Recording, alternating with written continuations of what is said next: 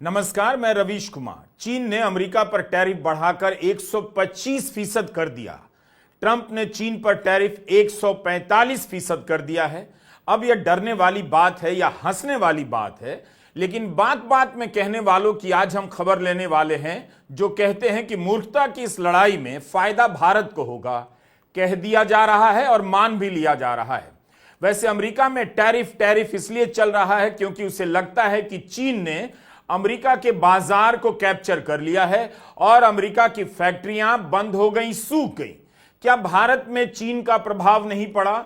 भारत में कभी चीन को लेकर प्रदर्शन हुआ करते थे, मगर अब कोई आवाज सुनाई नहीं देती। भारत में इन दिनों क्या चल रहा है? शरबत जिहाद की फर्जी और नफरती बहस पैदा की जा रही है। दुनिया ड्रोन बना रही है और भारत के लोग मुसलमानों से जुड़े मुद्दों को खोज खोज कर लाते हैं और खुद को मात दिए जा रहे हैं।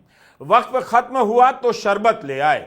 रामदेव जैसे लोगों को मोदी सरकार से एक कानून बनाना चाहिए और उस कानून में लिखा जाना चाहिए कि काम का मतलब एक ही होगा। हम जब भी काम करेंगे मुसलमानों से नफरत करने के मुद्दे खोज कर लाएंगे और उसी में व्यस्त रहेंगे। इसी को काम कहा जाएगा। दरअसल भारत को अब केवल विशालकाय गड्ढा खोदना चाहिए ताकि इस तरह की बहस पैदा करने वालों के लिए गिरने का एक बड़ा सा मैदान हमेशा उपलब्ध रहे। चीन के सामान को लेकर भारत में कोई प्रदर्शन नहीं, ना चीन को ललकारा जा रहा है, लेकिन भारत के एक शानदार उत्पाद को लेकर शरबत जिहाद जैसी फर्जी बहस पैदा की जा रही है। भारत का गोदी मीडिया इस व्यापार युद्ध को कितना महत्व दे रहा है, उससे पता चल जाता है कि वह आपकी आर्थिक हालत को कितना महत्व देता है। चीन अमेरिका को ललकार रहा है और भारत में चीन को लेकर बहस तक नहीं। भारत और चीन के बीच इस समय कोई सीधी विमान सेवा नहीं, 2020 से नहीं है, जबकि भारत और चीन का व्यापार 2015 से 2022 के बीच 90% से अधिक बढ़ गया। चीन और भारत के बीच $100 अरब से ज्यादा का व्यापार हो चुका है और दोनों देशों के बीच सीधी विमान सेवा भी नहीं। ऐसी खबर छपी है कि 5 साल बाद अब विमान सेवा बहाल करने पर दोनों देशों के बीच बात होगी। यह बता रहा है कि भारत और चीन के बीच का रिश्ता कितना विचित्र है। इससे ना दुश्मनी समझ आती है, ना दोस्ती का पता चलता है। बीजिंग स्थित भारतीय दूतावास की वेबसाइट पर लिखा है कि भारत ने मोबाइल फोन के बाजार के 80% हिस्से पर चीन की फोन कंपनियों का कब्जा है। शाओमी, हुआई, वीवो और ओप्पो कंपनियों के फोन भारत में छा गए हैं। आप भारत में बनी एक चीज का नाम बताइए जिसका चीन के बाजार में 50% या 80% तक कब्जा हो। इस सवाल से आपको स्किल इंडिया से लेकर मेक इन इंडिया जैसे तमाम नारों का खोखलापन दिख जाएगा। हालत यह है कि मोबाइल छोड़कर अब मखाना बोर्ड बनाकर जनता के बीच नई उम्मीद परोसी जा रही है कि दुनिया का बाजार मखाना को लेकर भारत का इंतजार कर रहा है।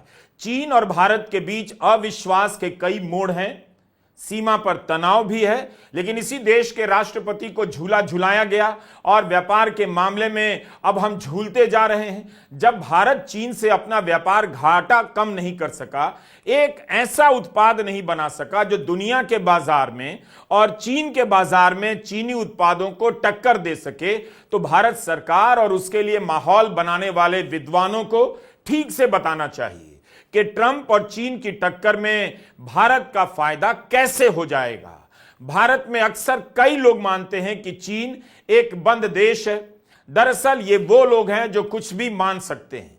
नोटबंदी जब मान लिया तो चीन एक बंद देश है, उसे मानने में इन्हें दिक्कत क्यों होगी? आपके स्क्रीन पर 2 नंबर बड़े बड़े अक्षरों में लिखे गए हैं। 2019 में चीन में 14.5 करोड़ पर्यटक दुनिया भर से घूमने पहुंचे और इसी साल दुनिया भर से 1 करोड़ 10 लाख पर्यटक ही भारत घूमने आए। भारत के पर्यटन मंत्रालय ने आंकड़ा दिया है कि जनवरी से अक्टूबर 2024 के बीच करीब 77 लाख पर्यटक ही भारत घूमने आए। अभी भी कोविड के पहले 2019 के आंकड़ों से यह 10% कम है। वैसे तो कुंभ में दावा कर दिया गया है कि 54-55 करोड़ लोग कुंभ आए, लेकिन यूपी की जीएसटी के आंकड़े इस तरह के दावों की पुष्टि नहीं करते और 55 करोड़ की गिनती कैसे कर ली गई, इस पर भी विवाद है। भारत में सांस्कृतिक और ऐतिहासिक इमारतों, धरोहरों की कोई कमी नहीं, लेकिन कभी हम कब्र खोदने लग जाते हैं तो कभी ताजमहल को लेकर ही चुनौती देने लग जाते हैं। भारत चीन से मोबाइल फोन के मामले में प्रतिस्पर्धा नहीं कर सकता, जबकि भारत में मोबाइल का कितना बड़ा बाजार है, तो कम से कम पर्यटन के मामले में चीन को टक्कर तो दे सकता था। चीन के लोग दूसरे देशों की सैर करने के मामले में भारत से बहुत आगे हैं। चीनी पर्यटक एशिया में ही ज्यादा घूमते हैं, लेकिन भारत कम आते हैं। बीजिंग स्थित भारतीय दूतावास की वेबसाइट पर लिखा है कि 2019 में करीब 17 करोड़ चीनी यात्री दुनिया की सैर करने गए। भारत आए केवल 3.5 लाख से भी कम। क्यों? भारत में तो बौद्ध धर्म से जुड़े अनगिनत स्थल हैं। इसके अलावा भी भारत की अपनी शानदार विरासत है, इमारतें हैं। तो चीन के यात्री भारत आना पसंद क्यों नहीं करते? जबकि चीन के यात्री ज्यादातर एशिया के देशों में ही जाते हैं। श्रीलंका और मालदीव उनकी पहली पसंद है। इसका तो यही मतलब है कि बुद्ध सर्किट बौद्ध धर्म की मूल विरासत होने के बाद भी भारत चीन के पर्यटकों को आकर्षित नहीं कर सका। पर्यटन के लिए किस चीज की जरूरत होती है? साबुन और फोन का निर्माण तो नहीं करना पड़ता, बल्कि सदियों पहले जो इमारतें बनी हैं उन्हीं को ठीक से रखना होता है। लेकिन हम इस मामले में भी कहां हैं? आपको दिख जाएगा जब आप आंखें खोलेंगे। इन्होंने जिस तलखी से चीन पर निशाना साधा है, वैसी तलखी से तो प्रधानमंत्री मोदी गलवान से लेकर पूर्वी लद्दाख के तनाव के दौरान चीन पर निशाना नहीं साध पाए। पीयूष गोयल ने कहा है कि चीन ने अनुचित व्यापार प्रथाओं का फायदा उठाया और दुनिया के देशों ने 3 दशक तक इस बात को नजरअंदाज किया। आज अमेरिका जो कर रहा है या जो हो रहा है, वो अंतर्राष्ट्रीय बाजार की दशकों से चली आ रही गलतियों की वजह से कर रहा है। तो सीधा चीन पर ही पीयूष गोयल डायरेक्ट अटैक कर देते हैं। खुद नहीं बताते कि भारत क्यों पीछे रह गया चीन से। Make in India, skill India ने कौन सा तीर मार लिया? नोटबंदी के बाद से भारतीय उद्योगों ने चीन को टक्कर क्यों नहीं दी? चीन के साथ भारत का व्यापार घाटा क्यों इतना ज्यादा है? किसी भी देश के साथ इतना ज्यादा व्यापार घाटा नहीं है जितना चीन के साथ है। 2022-23 में 85 अरब डॉलर का व्यापार घाटा हो गया चीन के साथ भारत का। ट्रंप अपने देश के लिए परेशान हैं कि चीन से व्यापार घाटा बढ़ता जा रहा है, अमेरिका को फायदा नहीं हो रहा, तो भारत इस बात से क्यों नहीं परेशान है? रूस से भारत का व्यापार घाटा 57 अरब डॉलर का है। इस बार पीयूष गोयल राजीव गांधी को ले आए हैं। समाचार एजेंसी ANI से कहते हैं कि राजीव गांधी ने कम्युनिस्ट पार्टी ऑफ चाइना से क्या समझौता किया, जिसके बाद चीनी उत्पादों पर लगने वाला टैरिफ कम कर दिया गया। चीन ने भारत में अपना माल डंप करना शुरू कर दिया, जिसने लोकल मैन्युफैक्चरिंग इकोसिस्टम को खत्म कर दिया और हम चीन पर निर्भर हो गए। गोयल कहते हैं कि अटल बिहारी वाजपेयी का कार्यकाल खत्म होते होते व्यापार घाटा जिस स्तर पर था, वो यूपीए के 10 साल में 25 गुना बढ़ गया। कहां से तर्क ले आते हैं? राजीव गांधी के कार्यकाल में तो चीन के साथ व्यापार 100 अरब डॉलर से अधिक का नहीं हुआ, ना मनमोहन सिंह के समय। जो भी हुआ मोदी सरकार के समय हुआ, तब जब सीमा पर तनाव भी रहा, इसी दौरान सबसे अधिक बढ़ा। यानी चीन के साथ व्यापार घाटा तो मोदी सरकार के समय भी बढ़ा। लेकिन मोदी सरकार के मंत्रियों को मोदी की सरकार तभी तक दिखाई देती है जब तक आप उनसे सवाल नहीं करते हैं। जैसे ही आप उनसे सवाल करते हैं, उन्हें नेहरू की सरकार दिखाई देती है, इंदिरा गांधी की सरकार दिखाई देती है, राजीव गांधी की सरकार दिखाई देती है, मनमोहन सिंह की सरकार दिखाई देती है, लेकिन 11 साल से चल रही मोदी की सरकार दिखाई नहीं देती। 2004-05 में जो व्यापार घाटा 1.5 अरब डॉलर का था चीन के साथ, वो 2014-15 में बढ़कर 48 अरब डॉलर का हुआ। 10 साल बाद 2023-24 में यह घाटा बढ़कर 85 अरब डॉलर का हो गया। यह आंकड़े आपके सामने हैं। पिछले साल अप्रैल से अक्टूबर में चीन को किया जाने वाला निर्यात 9.37% कम हो गया और चीन से होने वाला आयात भारत में 9.8% बढ़ गया। क्या इसके लिए भी राजीव गांधी की नीतियां जिम्मेदार थी? प्रधानमंत्री मोदी की नीतियां और ये मंत्री कब जिम्मेदार होंगे? पीयूष गोयल माहौल देखकर चीनी सामान पर लगने वाले टैरिफ की बात करने लगे। राजीव गांधी ने तो झूला नहीं झुलाया। 2014 से 25 के बीच चीन के साथ आयात बढ़ता गया, इसके जिम्मेदार राजीव गांधी मिल गए। शुक्र है जवाहरलाल नेहरू नहीं मिले। लेकिन आप देखिए कि कैसे जवाबदेही से बचने का रास्ता निकाला जाता है। मोदी सरकार पास्ट टेंस में ही रहती है, प्रेजेंट टेंस दिखाई और सुनाई भी नहीं देता। भारत का व्यापार घाटा तो सिंगापुर से भी है, इराक से भी है, इंडोनेशिया और सऊदी अरब से भी है। क्या यह भी राजीव गांधी के कारण है? आप 11 साल से क्या कर रहे थे?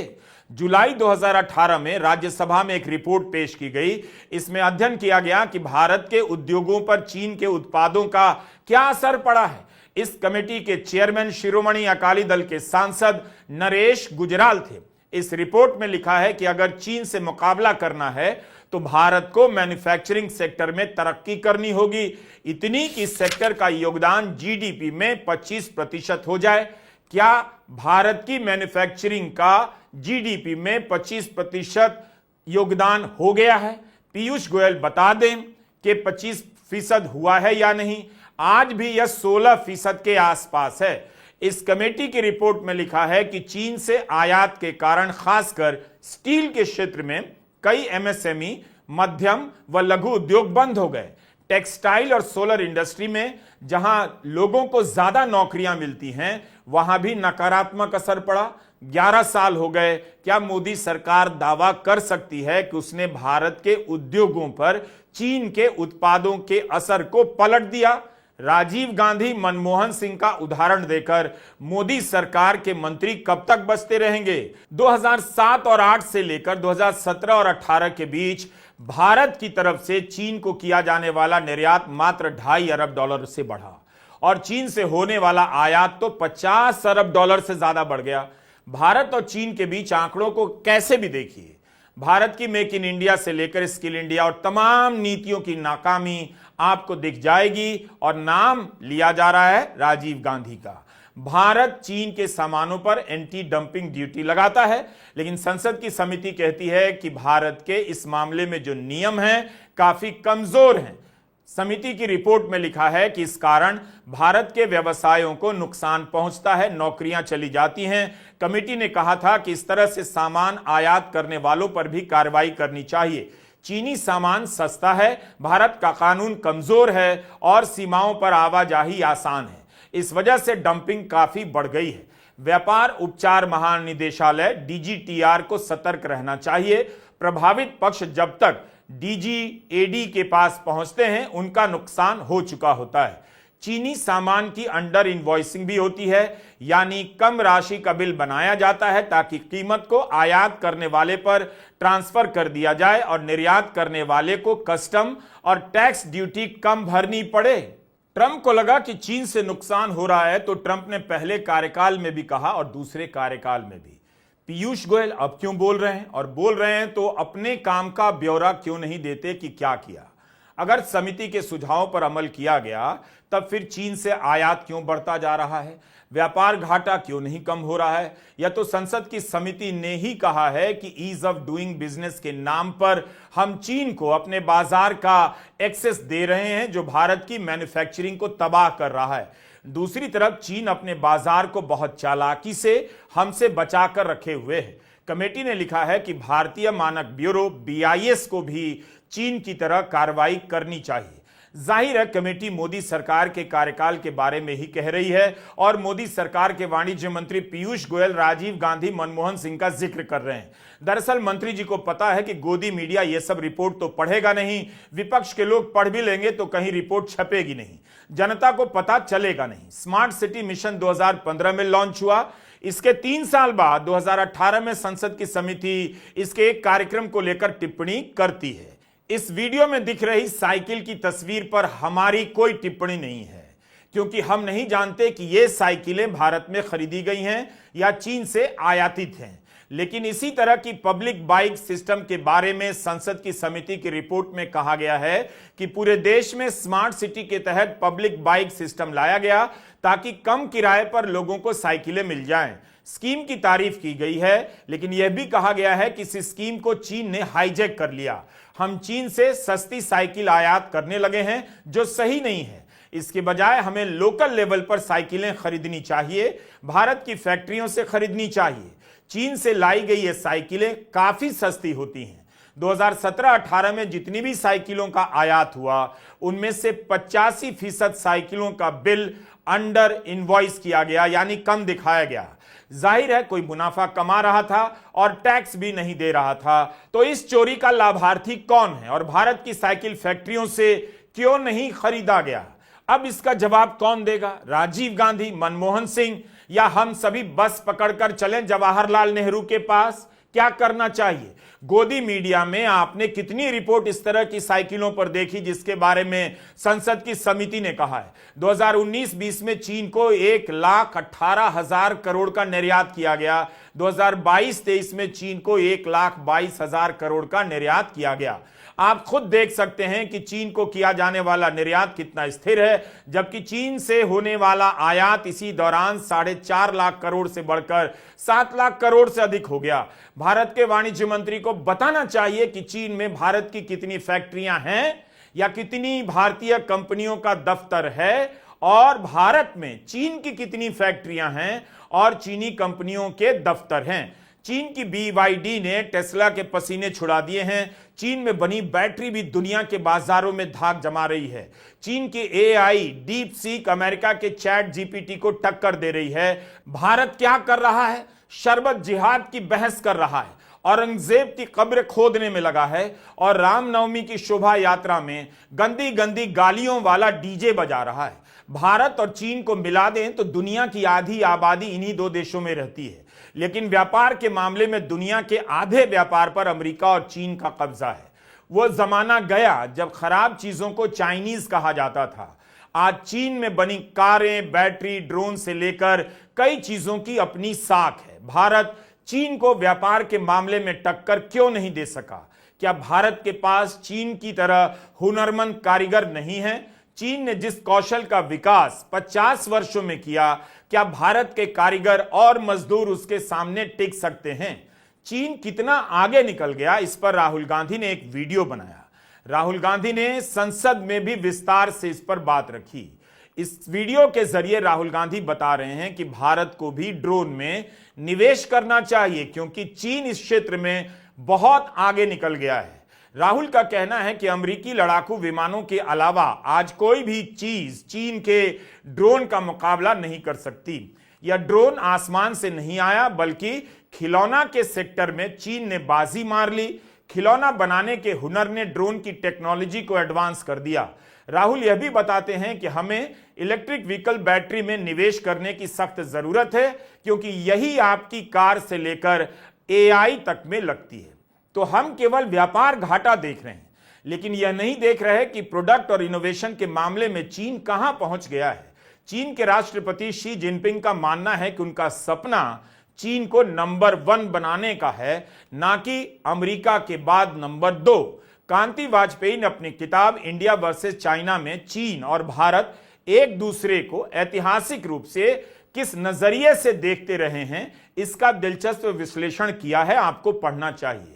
जगरनॉट प्रकाशन से आई इंडिया वर्सेस चाइना किताब के लेखक कांति वाजपेयी लिखते हैं कि डेंग शाओपिंग कहते थे, अपनी ताकत कभी दिखाओ मत, अपने सही समय का इंतजार करो और आगे आगे मत कूदो। चीन कभी अपना इरादा जाहिर नहीं करता, अपने दम पर अमेरिका का मुकाबला कर रहा है। चीन मॉस्को को भी इस लड़ाई में अपना साथी नहीं मानता और भारत को एक छोटा पड़ोसी देश मानता है। कांति वाजपेयी लिखते हैं कि चीन के नजरिए में भारत एक महान शक्ति नहीं है, महत्वपूर्ण शक्ति जरूर है, लेकिन चीन ने इससे आगे या इससे ज्यादा कभी स्वीकार नहीं किया।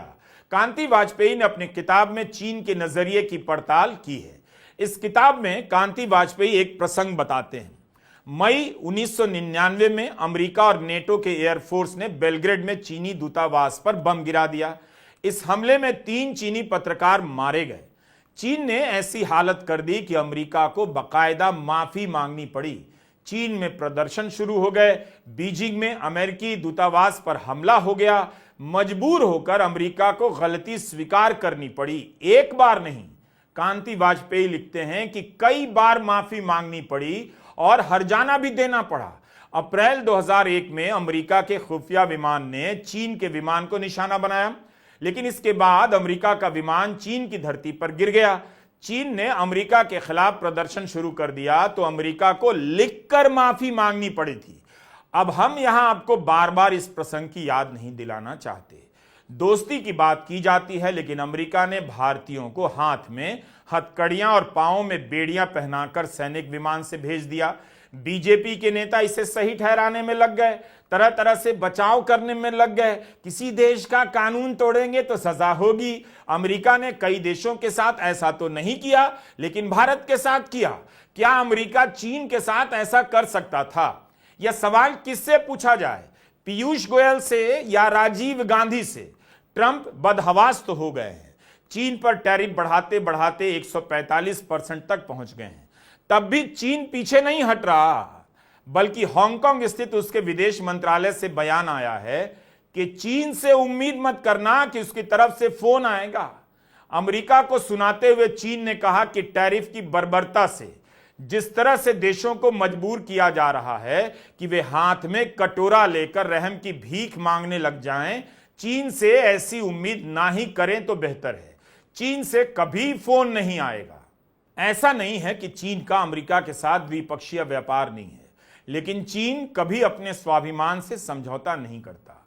ट्रंप समर्थकों को अब भी लगता है कि चीन पर 145% टैरिफ लगा देने से वहां की फैक्ट्रियों का माल बिकना बंद हो जाएगा, बेरोजगारी बढ़ जाएगी, जनता बगावत कर देगी। तब शी जिनपिंग को बात करने के लिए मजबूर होना पड़ेगा। कितनी उम्मीद है चीन की जनता से? खुद अमेरिका अपने यहां की जनता की बगावत को या प्रदर्शनों को कुचलने के तरीके खोज रहा है। चीन की जनता से उम्मीद कर रहा है कि वो बगावत कर दे। अमेरिकी यूनिवर्सिटी में छात्रों ने आवाज उठाई तो देश से ही निकाला जाने लगा, और अब अमेरिका चाहता है चीन की जनता बोले, प्रदर्शन करे, क्योंकि उसे सूट करता है। चलते चलते आपकी पढ़ाई लिखाई की भी बात कर देता हूं। चीन ने जिस स्तर की यूनिवर्सिटी बनाई है, भारत को कम से कम कब्र खोदने के मामले में एक टॉप क्लास यूनिवर्सिटी बना लेनी चाहिए थी, है कि नहीं? 2024 की QS यूनिवर्सिटी रैंकिंग के अनुसार दुनिया की टॉप 100 यूनिवर्सिटी में चीन की 5 यूनिवर्सिटी थी और भारत की एक भी नहीं। दुनिया की टॉप 500 यूनिवर्सिटी में चीन की 29 यूनिवर्सिटी थी और भारत की केवल 11। दुनिया की टॉप 1000 यूनिवर्सिटी में चीन की 56 यूनिवर्सिटी शामिल थी, भारत की 30। 100 यूनिवर्सिटी की सूची में भारत कहां है? चीन की 5-5 यूनिवर्सिटी हैं, भारत की एक भी नहीं। असल में व्हाट्सएप यूनिवर्सिटी को शामिल कर लिया जाता तो भारत का नाम पहले नंबर से लेकर 1000 नंबर तक नजर आता, लेकिन अभी भी यूनिवर्सिटी की रैंकिंग में व्हाट्सएप यूनिवर्सिटी को शामिल नहीं किया गया है।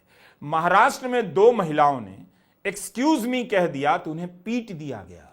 वेज बिरयानी की जगह गलती से चिकन बिरयानी पहुंच गई तो रेस्तरां के मालिक राहुल राजवंशी को जेल भेज दिया गया। मथुरा के सोमेश गौतम बीटेक की पढ़ाई पढ़ रहे थे, पुलिस उठाकर ले गई और उनका एनकाउंटर कर दिया गया, पांव में गोली मार दी गई।